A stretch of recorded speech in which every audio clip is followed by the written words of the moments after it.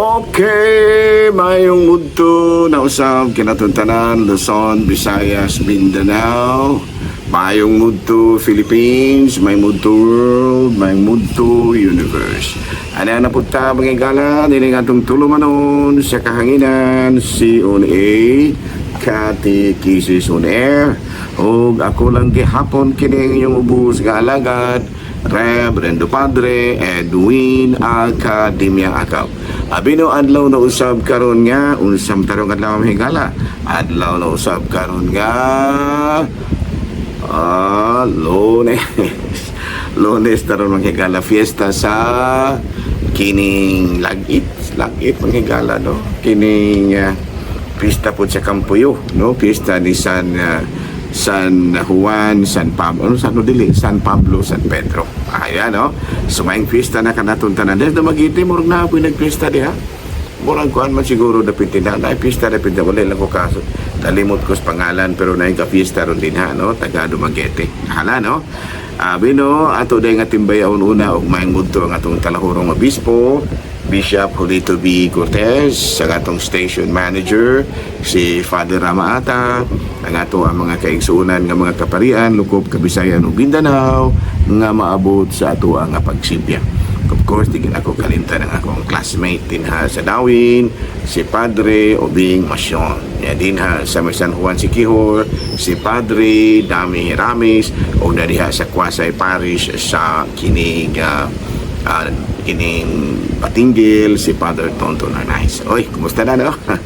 Ug ang tanan nga mga kaparian, Lukop, Kabisayan ug Mindanao, labi na gyud ako ang mga kauban, mga brother, ako mga igsoong mga pari nga membro sa kining Diocese of Dumaguete. Of course, din sa Siquijor, ang atong kura paroko din ha, sa Siquijor nga mao si Monsignor Albert Erasmo Bucol. Oy, kumusta na mga brother? Ay Monsignor, paging nga manusab si Monsignor Larry Katubig. Tanan dyan natong mga kaparian din ha, nga nangalagad karon diha sa isla. No? Isla. Hala, no? Bino, arita mga ikala sa ito ang CBCP News, Balitang Simbahanon ni ining kamuntuhon. Real change begins when people step up and act, says Cardinal Jose Advincula. Sa ato pa ang tinud-anay gyud nga kausaban kung ang mga tao magbago o step up unya muliho. Wala no, managisulti ni Cardinal Jose Advincula, ang Arsobispo sa Archdiocese of Manila. O sa ato pa manikay-sikay ta, no, manikay-sikay, no. Kana bitaw mo advance gid tabak, no, advance sa ato ang mga puluhaton. Unya, Vatican, Pope sends aid to earthquake-struck Venezuela. Ipadala ang atong talahurong obispo og 100,000 euros na donation. Na unya, of course, dugang pa yun yung mga pag-ampo sa nga gigahin sa atong talahurong Santo Papa alang sa atong mga kaigsuunan din ha sa nasud sa Venezuela. Hala, no? Padayon ta sa ato ang mga pagpangalagad nining kamuntuhon.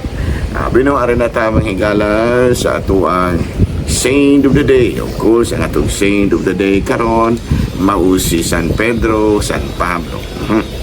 Bino Saints Peter and Paul, no? Bino kini si San Pedro manghigala, patron kini sa mga mangingisda. Unya considered the first pope, no? Taga Bethsaida. Unya Lake Tiberias, unya recruited taga Bethsaida kini si San Pedro. Unya taga Bethsaida. Unya didto na samtang nanagad sila sa Lake Tiberias, lanaw sa Tiberias, no? Gi-recruit siya sa atong Ginoong Jesucristo. Kani giila kini siya nga pinakauna nga Santo Papa. Sa Juan kapitulo 21 bersikulo 2 sa 23 nakanayon ng atong Ginoo, gihigugma ba ako Pedro? Umingon siya, "Oh Lord, gihigugma ikaw, no? At imana ang akong mga karnero." So man nga si San Pedro mao gyud ang gibinlan ang unang tig-atiman. No, gani giila siya nga pinakauna Santo Papa. Sa 267 ka mga Santo Papa, siya gyud ang pinakauna. Hala, no? Binawari kita sa St. Paul usab, no? Kini si St. Paul taga Tarsus kini. Originally dili gud siya Kristyanismo, pero sa usa ka dako kayo nga panghitabo na converted siya ug nahimo siyang apostle to the Gentiles, no?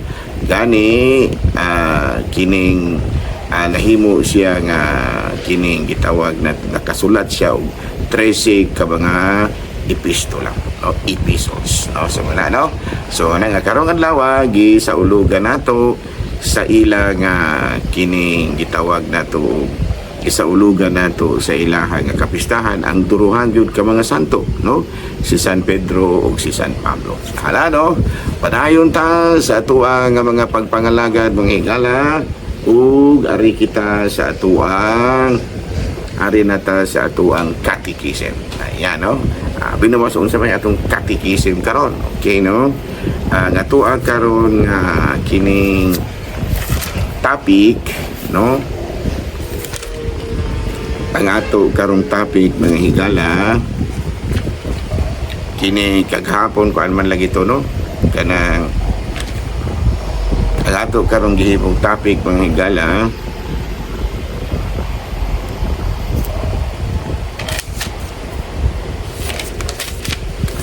okay, no? Kada Catholics pray for each other, both the living and the dead, no? No? So muna ang atong kinaiya mga higala, no?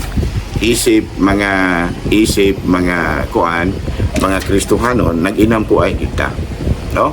Kunya nga atong pag-inampo ay dili lamang nga para ra sa mga kanabitang mga buhi, kung dili nag-ampo pud ta alang sa mga nangamatay na, no?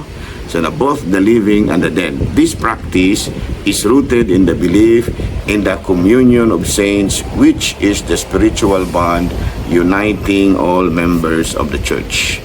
Those living on earth being purified in purgatory, and those who are already in heaven.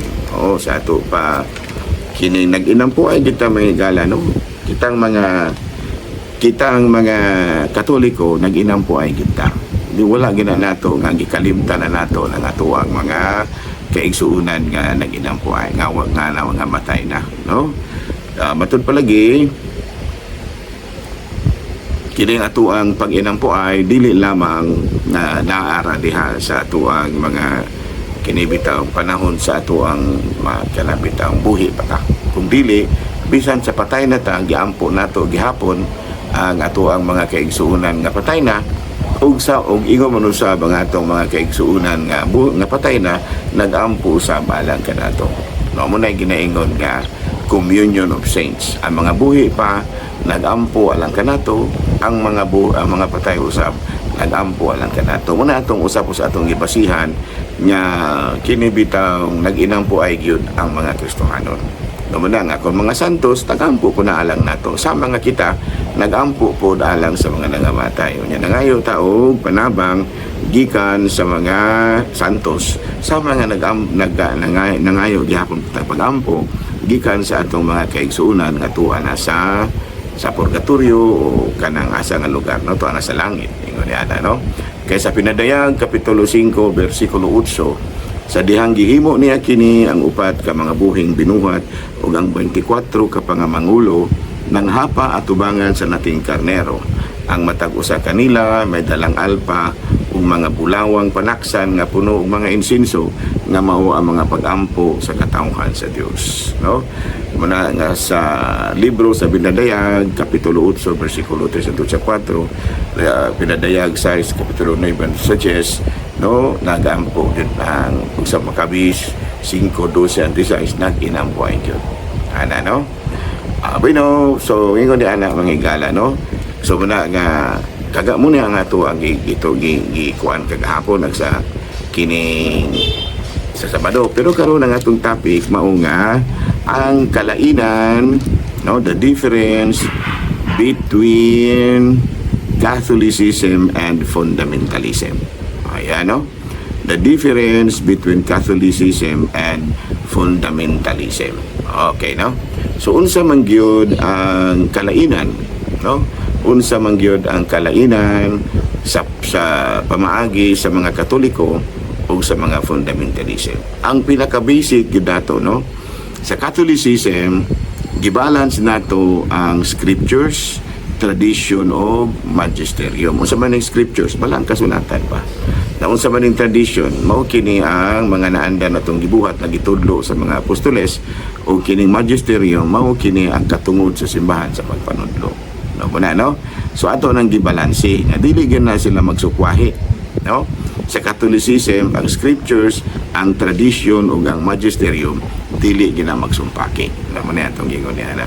While in the fundamentalism, ang ilahang approach is itawag na itong literalist approach to faith that rejects modernism, secularism, and centralized authority, often relying on individual interpretation of the Bible.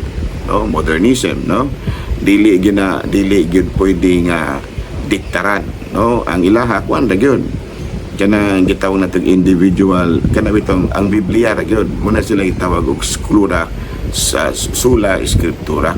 Dili sila gusto niya ng modernism kana mga binago ba nga atong i-apply sa atong ang pagtuo, dili na pwede basta kay wala sa Biblia, dili na pwede.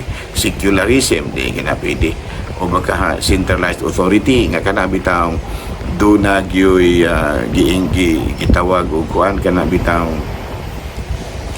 gitawag og nga doon na ba central authority palit nato nga doon natin sa kalahurong Santo Papa, no, dili na siya pwede. Kinahanglan gyud nga magkuandata ka ng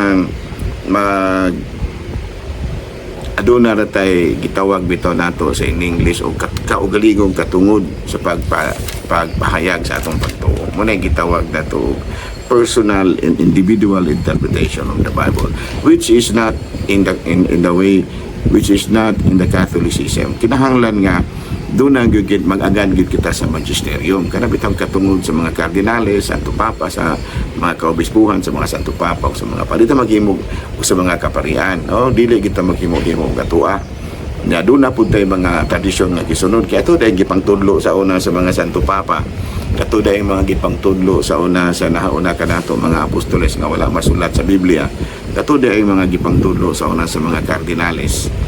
Sa una pa valid pa man tuhang tudlo muna siya gitawag natong tradisyon o nya scriptures. Of course kanunay gid kita nga mag-agad po sa scriptures, kaya ang tradisyon o ang magisterium dili man dato gyud itugot nga musukwahi sa scriptures, no?